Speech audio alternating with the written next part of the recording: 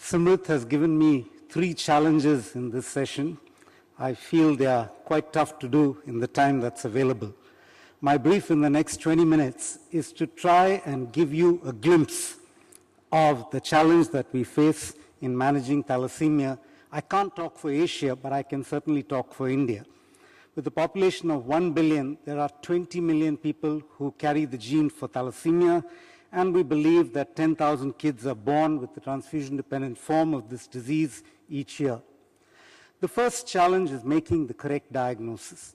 This is easy when a 3-month-old baby comes to you with severe anemia and you have only 3 differential diagnoses: thalassemia, pure red cell aplasia, and a CDA. It's easy. You do a peripheral blood smear, you look at the mean corpuscular volume. If it's low, it's thalassemia, and your peripheral smear showing target cells, nucleated red cells. A medical student can make this diagnosis. You confirm the diagnosis with high-performance liquid chromatography, and you can see that most of the hemoglobin is hemoglobin F. There's no big deal in making a diagnosis in this baby. But what happens when this baby is transfused? Child comes to you now with a hemoglobin of 7, 8, and lo and behold, the fetal hemoglobin is gone away. I used to think that if you wait long enough without transfusion, the F level will come up. But for some strange reason, it just doesn't. So the best way is to go to the parents. Do an MCV on both parents. If the MCV is low, chances are they are carriers. Confirm by doing a hemoglobin A2. If it's more than 3.5%, you've confirmed their carrier status. And 99% if both parents are carriers and the child has anemia, this is going to be a thal major baby. Of course, a DNA diagnosis would help. This is the parent's blood film. This is the A2 level elevated by HbA1c. Now, in this child, even though you've said the parents are carriers, the parents really want confirmation that this baby does, in fact, have thalassemia and is committed to a treatment for life. Molecular diagnosis is required, and I believe that even in the so-called emerging economies of this world, molecular tools for diagnosis give us precision, and they are essential for any preventive program that we want to have. This is the beta-globin gene with 3 exons and 2 introns, and this is the variety of mutations that you see, the whole spectrum of mutations. In Vellore, where I worked before going to Kolkata, we could do a reverse dot blot for about $50 and make a precise diagnosis for about 95% of patients. Fast, easy, and quick to do. If we didn't find a mutation on reverse dot blot, we would do an electrophoresis for 619 base pair deletion. If that didn't show a mutation, we went on to DGGE or TTGE, which was a fragment analysis, found the fragment in which we thought the mutation lied, and then went on to sequencing. This is a snapshot of the type of mutations, and the IVS15 is the most common mutation that we see in the Indian population. Now, what about management? Once you've made a diagnosis, you then have to consider management. And the standard approach is transfusion and chelation. Transfusion to maintain a hemoglobin, a pre-transfusion hemoglobin level of more than 9 grams using leukodepletion filters. Start chelation when the ferritin is more than 1,000 nanograms, and even today, Desferal remains the gold standard. Kid having his transfusion and chelation. However, the transfusion regime more than 9 grams is recommended. We are not today recommending hypertransfusion. Chelation is initiated when the ferritin has reached 1,000 nanograms per mil, or the child has received 10 to 12 transfusions, and you have various choices, which I will discuss in a minute. The gold standard remains Desferal given by continuous infusion.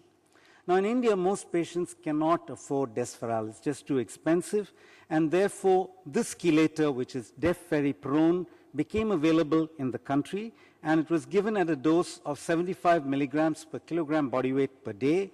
You can see the cost there, and the monthly cost of chelation is only about $50 as opposed to about $1,000 if you were going to give Desferal with the pump.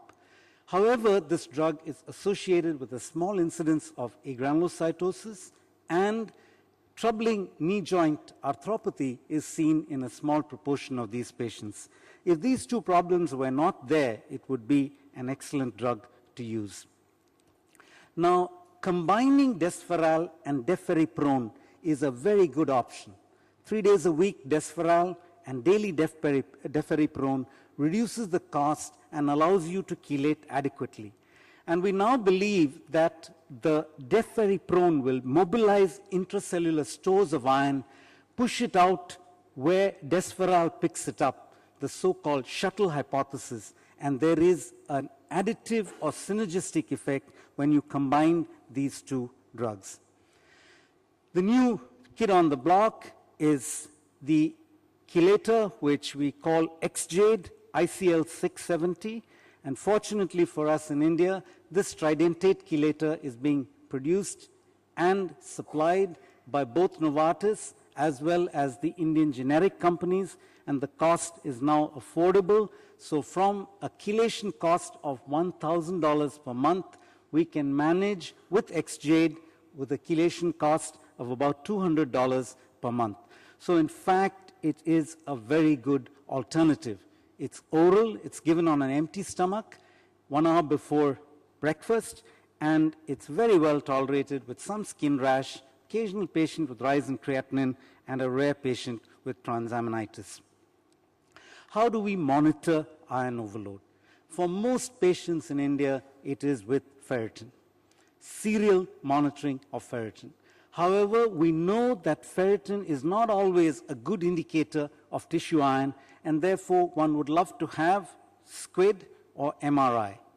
Fortunately now, magnetic resonance imaging and T2 star for myocardium is becoming available in India, and we can look at the actual storage of iron in the liver and the myocardium using these techniques. And these are some of the pictures that you can see. And you can see that in this case, heavily iron overloaded. It's not a patient with thalassemia, it's a patient with hemochromatosis. You can see that the iron has gone away with phlebotomy. And if you convert the image, it looks very dramatic. This is myocardial imaging with T2 star imaging. It's a good thing to use, particularly when you have a person where the ferritin doesn't seem to give you an index of what's happening to the myocardial iron. Now, in all of those countries where resources are limited, genetic counseling is absolutely essential. We need to establish the molecular diagnosis and offer antenatal diagnosis for any subsequent pregnancy. This is done by chorionic villus sampling, confirming the mutation, and aborting the fetus if the baby is affected with Thal major. This is the ultrasound scan. This is the CVS, which you confirm by microscopy. This is the reverse dot blot to show that both parents are carriers. This is the affected child, and this is a CVS which is heterozygous, and this is DNA fingerprinting, which must be done to confirm whether there's maternal contamination or not in the CVS. In more than 300 procedures at Vellore, we haven't made a mistake for a single case. So if you do the job properly, you should not have trouble. Pre-implantation diagnosis is something many couples in India ask for. It is not available. You collect ova. This is the zona pellucida, make a hole, take out a single cell, do a PCR, and confirm that the collected embryo is not affected. This is available in the US, it's available in the UK, it's not yet available in India. I hope someday it can be available for those couples who absolutely want a designer baby. I don't believe that it's ethically correct, but many couples say, we want to have a baby only if that baby is matching with our first kid. And for that situation, we need to have this pre-implantation diagnosis. Now, what is the alternative to lifelong transfusion and chelation? It's a stem cell transplant, and any couple have to weigh the issue of the cost and the difficulty in managing transfusion chelation with the hope of a cure with a transplant.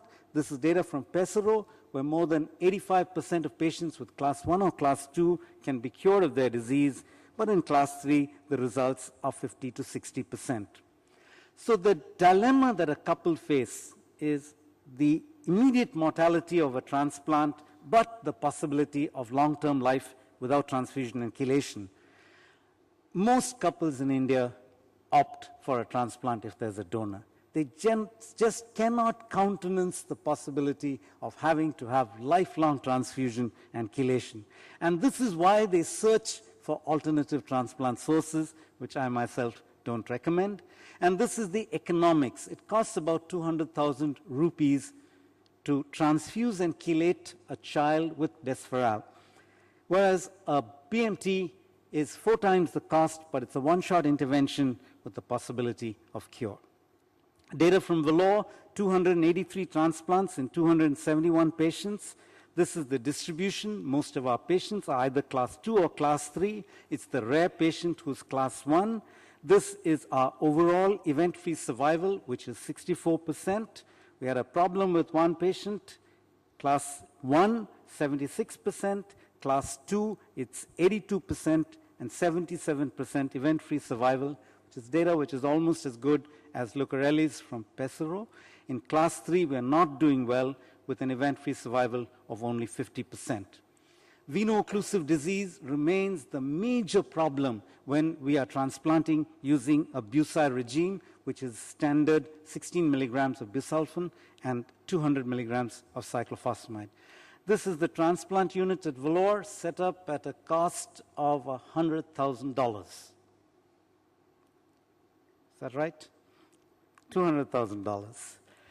And this is a baby inside the transplant unit. It's a really beautiful unit, and I'm very, very pleased. It's really gratifying to see a patient 20 years after transplant, now a software engineer in the Gulf, earning 10 times the cost of his transplant and doing all that he wanted to do. It's very, very gratifying. Now, what is the choice for a patient who doesn't have a matched sibling donor? 1 is an unrelated donor, 2 is a cord blood, whether it's related or unrelated, and 3 is a haploidentical stem cell transplant. Now, related cord blood transplantation. This is data from the United States, and you can see here that only 14 transplants have been done using, this is a program which is being run in the US from California, where they look at sibling donor cord blood transplants. You can see that in 4 of the 14, they were not confident that the cord would produce engraftment. And in fact, they had 3 rejections. Therefore, I believe that in a multi-transfused thalassemia patient, if you have the option, it's better to combine bone marrow with cord and wait for 2 years before you do the transplant, rather than rushing into a cord blood transplant. This is related cord blood transplantation from China, small series, with a 44% rejection. So maybe when patients are being transfused without adequate filtration of the blood, there will be a higher risk of rejection. This is unrelated CBT. Previous 2 slides were related cord blood transplant. This is data from Taiwan. This has been updated. It's pretty amazing data. I find it a bit hard. This is data on matched unrelated transplants, and the Italians are now saying that, in fact, a matched unrelated transplant is a reasonable option. 96% survival in class 1, 80% in class 2, which is almost as good as the data of a matched sibling donor transplant. Now, this is the only meta-analysis which compared cord with bone marrow, and this was by Kabara et al. And you can see that the 5-year survival for cord and bone marrow were equivalent, with the p-values not different. But this is comparing apples with oranges. The BMT group was higher age group. There were more patients in class 3, and therefore I don't believe this comparison is valid. Now, what's the hope for us? The hope is to go for less toxic conditioning, and this is data which was published from the Italian group, Locatelli, using fludarabine-based conditioning with triosulfan, which is much less toxic. And we are going this way at Vellore now, and you can see this amazing data. Class 1 and class 2, 100% survival in matched family donors with this triosulfan fludarabine-based regime for transplantation in thalassemia. However, in a country like India, treating the child with thalassemia is closing the barn door after the horse has bolted. We need a good prevention program, and this depends on carrier detection, education and marriage counseling, and antenatal diagnosis, coupled with the availability of good treatment. Now, we were going about this by population-based screening. I don't think this is the right approach. It's a waste of resources. It doesn't make any sense. Screening is done only for mothers who come for their first antenatal review in the first trimester, family members of an index cases. For all others, it must be the individual who comes and seeks testing, not us going out and saying, get yourself tested. That data is of no value at all. The major resource allocation should be for mass media. So you have a 30-second clip, a happy marriage scene. 9 months later, baby is born. Again, happiness. 3 months later, baby is pale, anemic, and you could have this guy, who's Amitabh Bachchan, pointing, saying, this could happen to you. Get yourself tested. So if this is shown 3 times a week, consistently for 2 years, people must come and get themselves tested. And they must pay for the testing, which means the test has some value. And hopefully, someday, we will be close to Cyprus. Does India have the resources for this? We spent $1 billion on the Commonwealth Games. No problem at all. We have the resources, but we don't have the political will to do it. Thank you very much.